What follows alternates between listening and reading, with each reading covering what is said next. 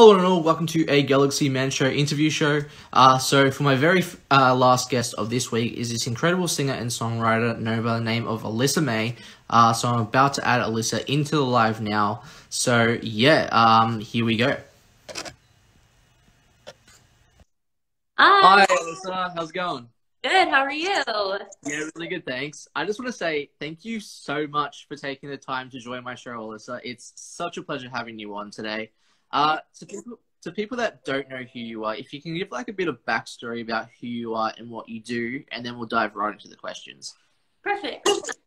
Well, my name is Alyssa. I am a singer-songwriter. I've been singing ever since I was little. I started really diving into writing when I was in high school.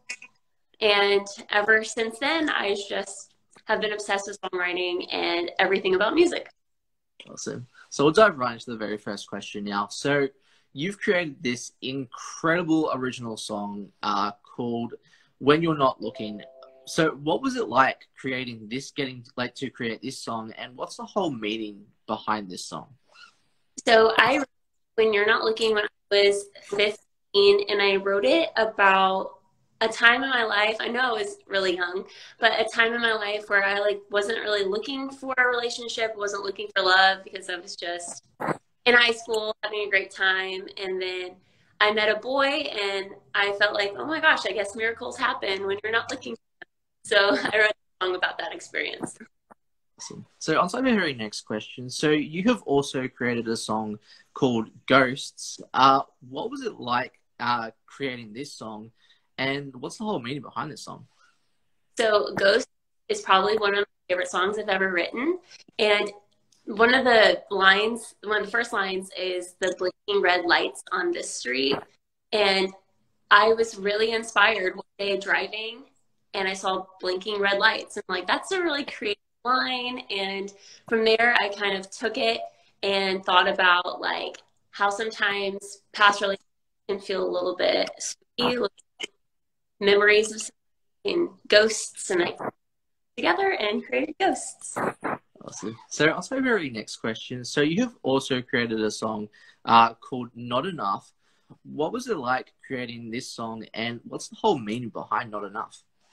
So Not Enough is one of those songs that I wasn't planning on creating or anything. Most of the time I write my songs using guitar, but this time I was playing around in Logic Pro and I created the track first and then I wrote the lyrics to Not Enough. And it's all about, loving somebody, but knowing it's not enough to go any further. It's not going to be one of those, I'm going to marry you one day. Just love you, but not enough. So on to my very next question. So you have also created a song called Vision. What was it like creating this song, and what's the whole meaning behind this song? Vision was a song idea in about 2017, and I wanted to release it at the beginning of 2020 because of 20 Vision. So I had concept about Vision. I was going to EP, but then Corona happened and everything. But Vision is just those happy parts of a relationship. Everything is bright, vivid, and everything with Vision. Awesome. So on to my very next question. So you have also created a song called Colorblind. Incredible song, by the way. What was it like creating Colorblind, and what's the whole meaning behind this song? Okay, so I know that Ghosts was one of my favorites of all time, but Colorblind, oh my goodness, it's just that one song that even after writing it years ago, I'm just so obsessed with.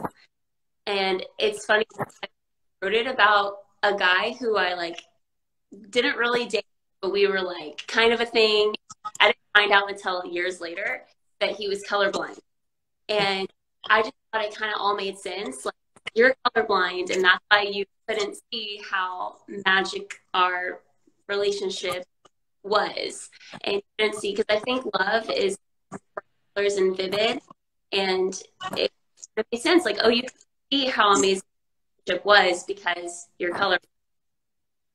Awesome. So on to my very next question. So you have also created a song called Picture It. What was it like getting to create Picture It, and what's the whole meaning behind that? Picture It. I love that song. I feel like I'm saying this a lot, that I love every single song. But I feel like you have to love your craft if you're going to put it out for the world to see. Picture It, If You Came Back, is one of the songs that I was kind of thinking about, because there's this guy, and we were just friends, but he was a photographer. And I kind of thought about it as, like, it would be really cool if, like, go back in time, really cool, picture it. And it just kind of metaphor, like, photographer, picture it if you came back. So a song all about what would it be like if you came back and we had coffee on Sunday and you came after work, and all of those little lines that I put in the bridge. So on to our very next question. So you have also created this incredible song called Skyline. What was it like getting to create Skyline, and what's the whole meaning behind Skyline? Skyline is a special song for me because I wrote it when I was 18. So I'm 26 now, so over a decade ago. And I wrote it one day after I went to my friend, Sweet 16, downtown in Houston. And we were surrounded by the skyline most of the day. I remember thinking how magical the skyline was. I took that concept and wrote it about a fictional relationship, being young and loved. And I incorporated New York City because New York City is, like, everyone knows New York City skyline. And all those references about being, big city dreams don't last. And that's how I wrote Skyline. Awesome. So on to our very next question. So what made you decide as a person, hey, I want to start pursuing singing in the first place? So I knew really little that to pursue music and that I wanted to do this for my life. I remember being 5 years old, and garden, they ask you, what do you want to be when you grow up? My kindergarten yearbook, it said I wanted to be a rock. And I don't really listen much to rock music. I don't know why I thought rock star was it. I've always had this big dream. I would walk around my house singing songs. I would sing Annie and the Disney, songs. And I was just always wanting to perform in front of people.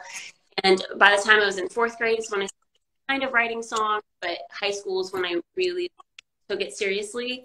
And I learned how to play guitar. I started booking open mics, and I just love performing my songs and connecting with people through music and just being around.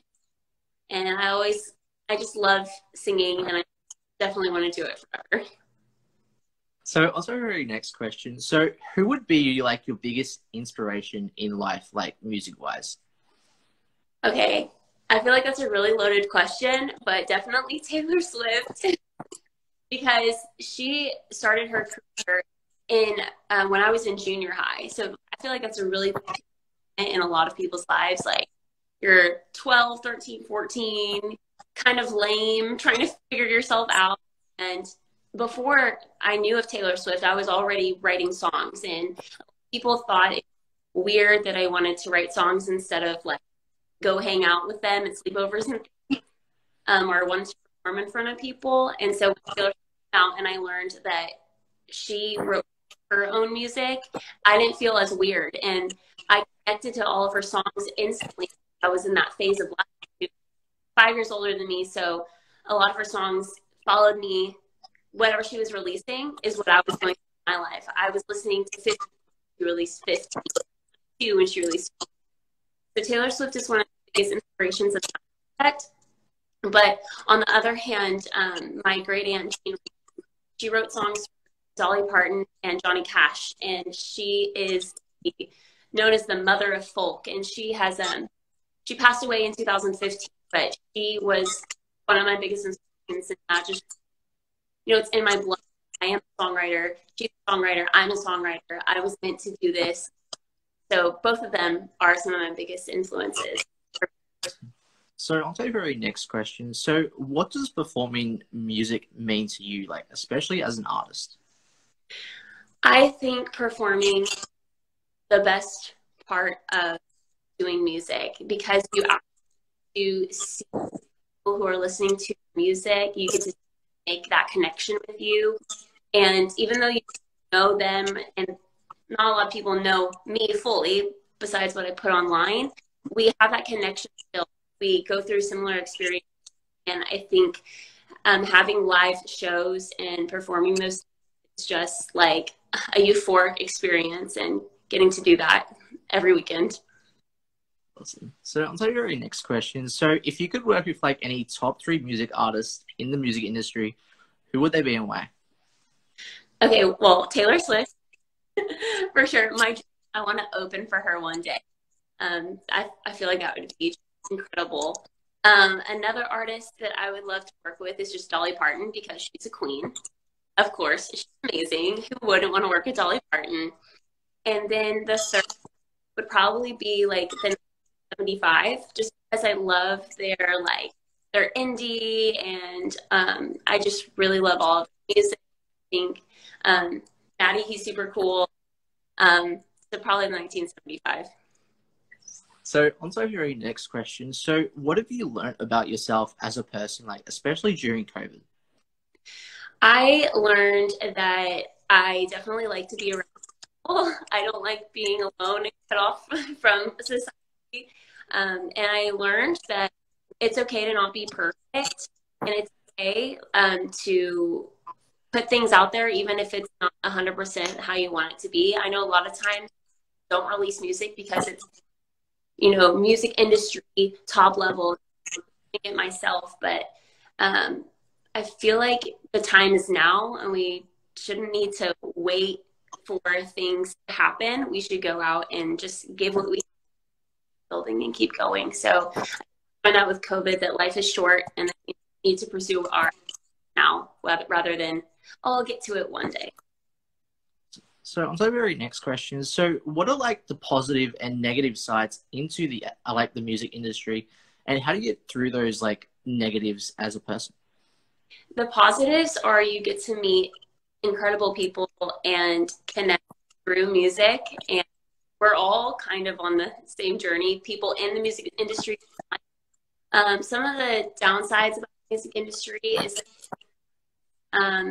if you don't have really strong connections with major labels or people like power, you can feel kind of like you're hidden and you're never going to, and it's, you don't have the money, then you're probably not going to ever make it. But so that can be a struggle at times, but I know that if you keep pursuing, if you keep going towards your dreams, that eventually you're going to make it. And it's not about what the people in business suits think top of record labels, about what the fans, about what your audience thinks. So try to keep that in mind. But I would say that is a negative to the music industry. So on to your last question. So what's like next for you, like music wise, for the rest of 2021? Okay, so yesterday I was asked to release a song called Memory, but I accidentally uploaded the wrong song. I uploaded my song Midnights instead. I think that's only because I had planned to release Midnights earlier in May, and I already like paid and had everything for distribution. But then I changed my mind to Memories. So anyways, long story short, Memories and Midnights will be both released by the end of the year, or by the end of the month, actually. And then in a couple months, I'm releasing an EP called Now It's Just Memory. So I have songs 100% produced, and I did that just to show my worth in the music industry. Look, I'm someone awesome that you can work with. I wrote all these songs, I produced all these songs, I can make demos if we want to work on songs. So I'm planning that, and then I am working with a friend to another album that's actually going to be professionally produced and mixed, and I'm hoping that's going to be for 2022. So lots of new music. So Alyssa, would you like to perform one of your songs on the show, by the way? I can. I wasn't planning on it, but I can. Awesome.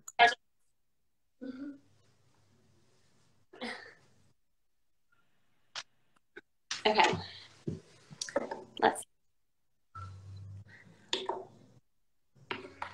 I'm probably gonna do my song "So Done" because that's one of my old country songs. It's really popular. Like it's good to end on "So Done."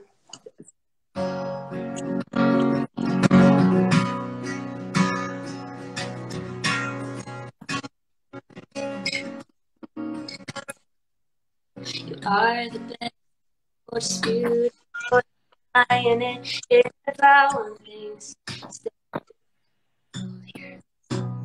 Cause I got my mouth, word,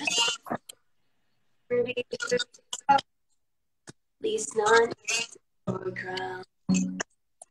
Volumes bowing down while I'm standing up your ego throne. Cause I'm so done being the one that said sorry. Treat me like a lady if you want me to stick around. This is not running me like it's your kingdom. You don't give you the right to be the one to command my life. You whine, you scream over everything. Can't I let you break and have a smile? Didn't want to. Cause you're up down, no calm and ground as far as I can see. Step off before I leave you. Cause I'm so done being the one that says sorry. Treat me like a lady if you want me to stick around. This is not running me like a kingdom. Do that again if you're the right to be the one to command my life. I'm so done with your love. I'm so done with your love. I'm so done. So done. I'm so done with your love. So done with your love. I'm so done. So done. Not the best. There's no disputing. Trying it. I don't want things to stay here. I'm so Yes, Alyssa, yes. Well, can I say thank you so much again, Alyssa, for appearing on my show. It's been such a pleasure having you on. Do you have like any last final thoughts that you like to say to people on the show? Just thank you for watching. Thank you for listening to me talk about my songs and for playing along. Be sure that you follow me on Instagram and Spotify and check out music on anywhere where you can get music.